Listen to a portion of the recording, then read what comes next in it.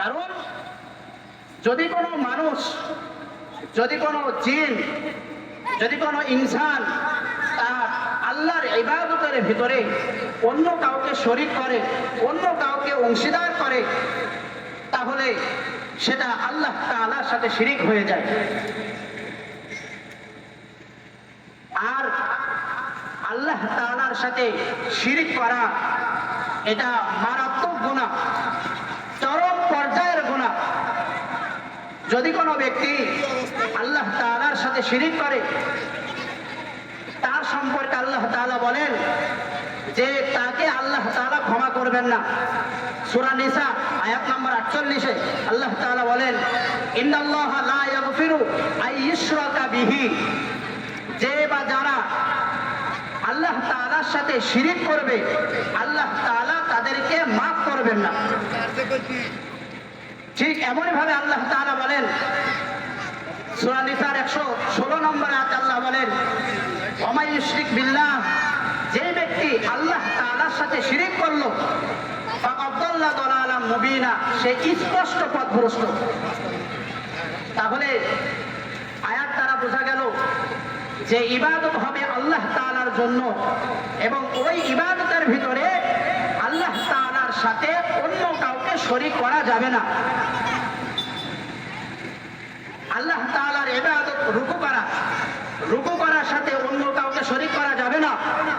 আল্লাহ তাআলার ইবাদত হলো সিজদা করা, এই সিজদার ভিতরে অন্য কারো শিরিক করা যাবে না।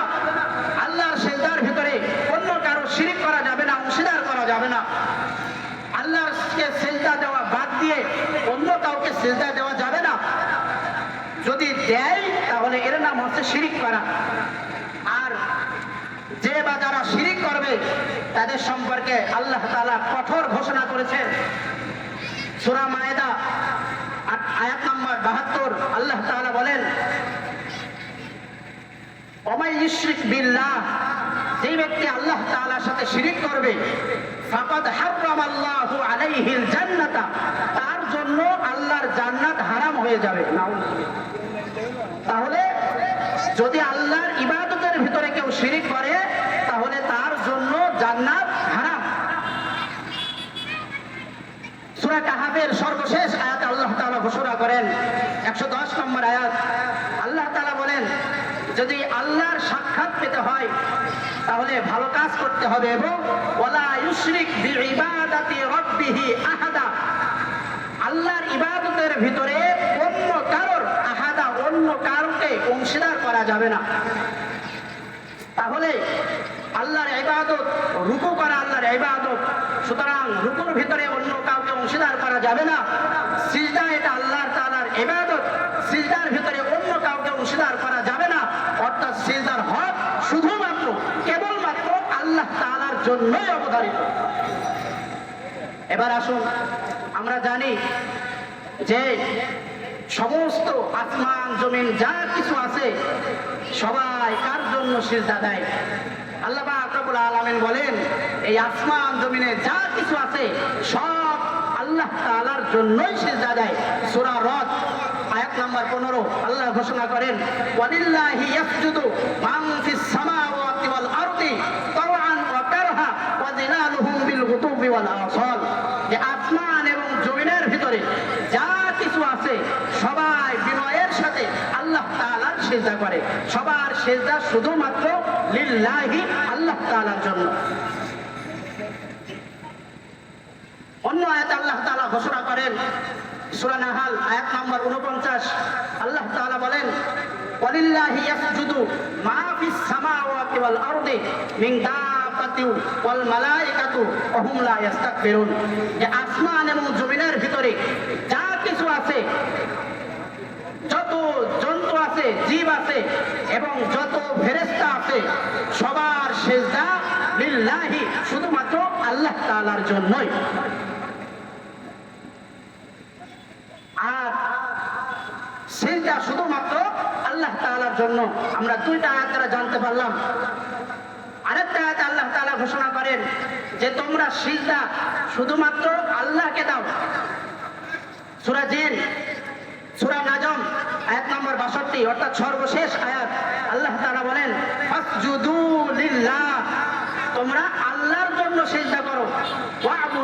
এবং তার ইবাদত করব। তাহলে সেজদা আসমান জমিনে যত মানুষ আছে, যত জীব আছে, যত জড়বস্তু আছে, সব কিছু সেজদা কার জন্য করে? আল্লাহর জন্য করে।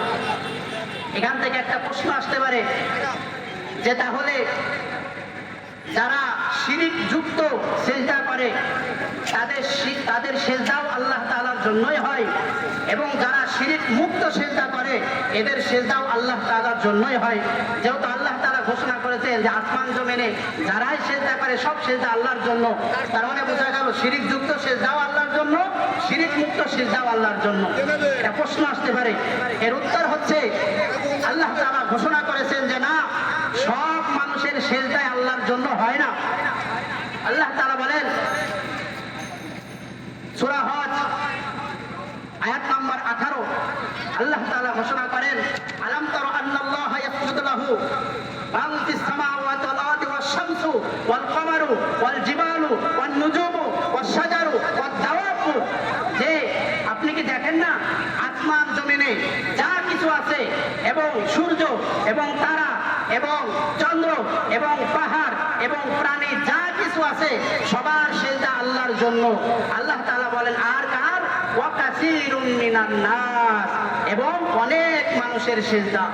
তার মানে আয়াত দ্বারা বোঝা গেল সব মানুষের সেজদায় আল্লাহর জন্য হয় না। সেজদা দিলেই আল্লাহর জন্য হয় না।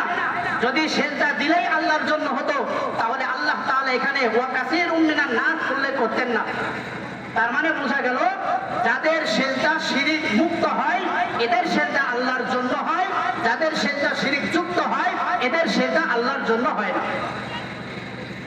এবার আসেন, তাহলে আসমান জমিনের সব সেজদা আল্লাহর জন্য, এটা আমরা জানলাম। এবার আমরা দেখি যে সেজদা আল্লাহকে ছাড়া অন্য কাউকে দেওয়া যায় কিনা। আল্লাহ তাআলা ঘোষণা করেন যে সেজদা আল্লাহ ছাড়া অন্য কাউকে দেওয়া যায় না। সূরা জিন আয়াত নম্বর 18, আল্লাহ তাআলা ঘোষণা করেন ওয়া আন্নাল মাসাজিদা লিল্লাহ, যে সেজদার সমস্ত অঙ্গ প্রত্যঙ্গের সেজদা শুধুমাত্র আল্লাহ তাআলার জন্য। সমস্ত অঙ্গ প্রত্যঙ্গের সেজদা, এই আয়াতের ব্যাখ্যায় তাফসীর ইবনে কাসির, ইমাম ইবনে কাসির রাহমাতুল্লাহি আলাইহি 4 নম্বর খণ্ড 778 নম্বর পৃষ্ঠায় উল্লেখ করেছেন। ইমাম কুরতুবী রাহমাতুল্লাহি আলাইহি তিনি 19 নম্বর খণ্ড 14 নম্বর পৃষ্ঠায় উল্লেখ করেছেন। ইমাম তাফসীরে রুহুল মাআনি তিনি 29 নম্বর খণ্ডের 14 নম্বর 19 নম্বর পৃষ্ঠায় উল্লেখ করেছেন যে ওয়ান্নাল মাসাজিদা, অর্থাৎ মানুষের অঙ্গ প্রত্যঙ্গের সেজদা এটা শুধুমাত্র আল্লাহর জন্যই। আল্লাহ তাআলা আয়াতের শেষে কি ঘোষণা করেন? ফালা তাদউ মাআল্লাহি আহাদা, যে তোমরা আল্লাহ তাআলার সাথে অন্য কাউকে ডেকো না। এই সেজদার ভিতরে আল্লাহ তাআলার সাথে অন্য কাউকে ডেকো না, এটা আল্লাহ নিজেই ঘোষণা করে দিয়েছেন। আল্লাহ তাআলা অন্য আয়াতে বলেন, সূরা নাজম আয়াত নাম্বার 62, আল্লাহ বলেন ফাসজুদু লিল্লাহি ওয়া'বুদু, যে তোমাদের সেজদা শুধুমাত্র আল্লাহর জন্যই আর অন্য কারোর জন্য নয়। তাহলে আমরা আয়াত থেকে জানতে পারলাম যে আল্লাহ নিজেই বলছেন যে সেজদা শুধুমাত্র আল্লাহর জন্যই, অন্য কারোর জন্য সেজদা নয়, অন্য কেউ সেজদার উপযুক্ত নয়, এটা আল্লাহ তাআলাই বলে দিলেন। এবার আসি রাসূল সাল্লাল্লাহু আলাইহি সাল্লাম কি বলেছেন। কিতাবের নাম সুনান ইবনে মাজাহ, হাদিস নাম্বার 1853, আল্লাহ রাসূল সাল্লাল্লাহু আলাইহি সাল্লামের হাদিস। আন আব্দুল্লাহ ইবনে আবি আওফা তিনি বর্ণনা করেন যে হযরত মুআয রাদিয়াল্লাহু তাআলা আনহু তিনি একবার শাম থেকে ফিরে আসলেন। লাম্মা কাদিমা মুআযুন মিনা শাম, তিনি শাম থেকে ফিরে আসার পর ফাসাজাদা লিন নবী সাল্লাল্লাহু আলাইহি ওয়াসাল্লাম, তো মুআয রাদিয়াল্লাহু তাআলা আনহু তিনি আল্লাহর রাসূলকে সিজদা দিলেন। সিজদা দেওয়ার পর ফাকালা রাসূলুল্লাহ সাল্লাল্লাহু আলাইহি ওয়াসাল্লাম মা হাযা ইয়া মুআয, হে মুআয তুমি এটা কি করছো? মুআয রাদিয়াল্লাহু তাআলা আনহু শাম থেকে এসে আল্লাহর রাসূলকে সিজদা দিলেন। তখন আল্লাহর রাসূল বললেন মা হাযা ইয়া মুআয, হে মুআয তুমি এটা কি করছো? তখন মুআয রাদিয়াল্লাহু তাআলা আনহু বললেন যে আল্লাহর রাসূল আতাইতু শাম, আমি শামে গিয়েছিলাম, সেখানে আমি লোকদেরকে দেখলাম ফাওয়াফাকতুহুম ইয়াসজুদুনা লিআসাফিফাতিহিম ওয়া বাতারিকাতিহিম, যে তারা তাদের নেতা এবং তাদের শাসক যারা আছে এদেরকে তারা সিজদা করে। তো আমি চিন্তা করলাম, ফাওয়াদিতু ফি নাফসি, আমার অন্তরে এটা চিন্তা হলো যে আন্না ফাআলা যালিকা বিকা, যে অমন সিজদাতে আমি আপনার জন্য করব। ফাকাল রাসূলুল্লাহ সাল্লাল্লাহু আলাইহি ওয়াসাল্লাম, তখন সাথে সাথে আল্লাহ রাসূল সাল্লাল্লাহু আলাইহি ওয়াসাল্লাম বললেন, ফালা তাফআলু, যেমনটি তোমরা করবা না। এখানে একটা বুঝার বিষয়, সেটা হচ্ছে সিজদা করলেন শুধু মুআজ রাদিয়াল্লাহু আনহু একজন, আর আল্লাহর রাসূল তো পারতেন শুধু মুআজ রাদিয়াল্লাহু তাআলা আনহুকে নিষেধ করতে, যে মুআজ তুমি এই কাজ করো না।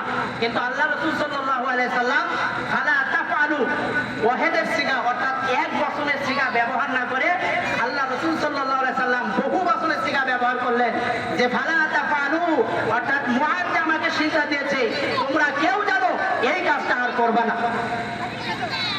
এজন্য আল্লাহ রাসূল বলেন ফালা তাসজুদু ফালা তাফআলু, যে তোমরা কখনো এই কাজ করবে না।